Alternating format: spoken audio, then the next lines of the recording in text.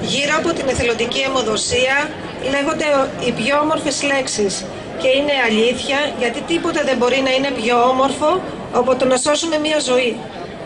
Κορυφαίο παράδειγμα κοινωνικής αλληλεγγύης και εθελοντικής αιμοδοσίας που είναι άμεσα συνδεδεμένη με τον πολιτισμό. Η προσφορά του αίματος είναι χρέος όλων μας. Η 14 Ιουνίου καθιερώθηκε το 2005 ως Παγκόσμια ημέρα του εθελοντή αιμοδότη. Την ημέρα αυτή τιμάται ο ανώνυμος εθελοντής αιμοδότης και ο αλτρουισμός του προς τον άγνωστο πάσχοντα συνάνθρωπο. Ο αιμοδότης προσφέρει ζωή με το αίμα του, χωρίς ενδιασμούς, κάνοντας κατάθεση ψυχής και σαν ανταμοιβή του νιώθει ανάταση ψυχής. Σαν μήνυμα για την ημέρα αυτή έχουμε να ενθαρρύνουμε όσο το δυνατόν περισσότερους συνανθρώπους μας να γίνουν εθελοντές αιμοδότες, να προσελκύσουμε και να μεταλαμπαδεύσουμε τη νέα γενιά αιμοδοτών την ιδέα της εθελοντικής αιμοδοσίας.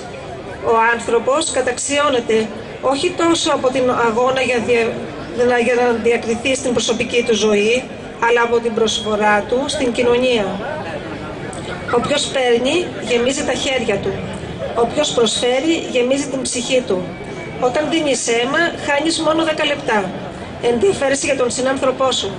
Προσφέρεις αυτό που σου περισσεύει. Σε εσένα μένει η χαρά για το δώρο ζωής που χαρίζεις.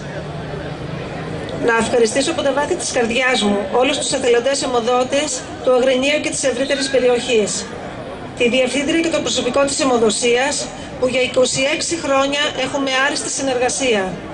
Να συγχαρώ την Επιτροπή των Νέων του Συλλόγου μας. Ο ένας από τους στόχους των εκδηλώσεων είναι μέσα από αυτές τις εκδηλώσεις να μάθει ο κόσμος για την Επιτροπή Νέων, να μάθουν οι νέοι για την Επιτροπή Νέων και να έρθουν στην ομάδα μας, στο Σύλλογο Εθελοντών Αιμοδοτών, και βέβαια να φέρουμε περισσότερους νέους στην εθελοντική αιμοδοσία, γιατί το πραγματικά ασφαλές αίμα είναι το εθελοντικά προσφερόμενο αίμα. Αυτή είναι γυναίκα. Α, ναι, με δεξιά με το τζιν.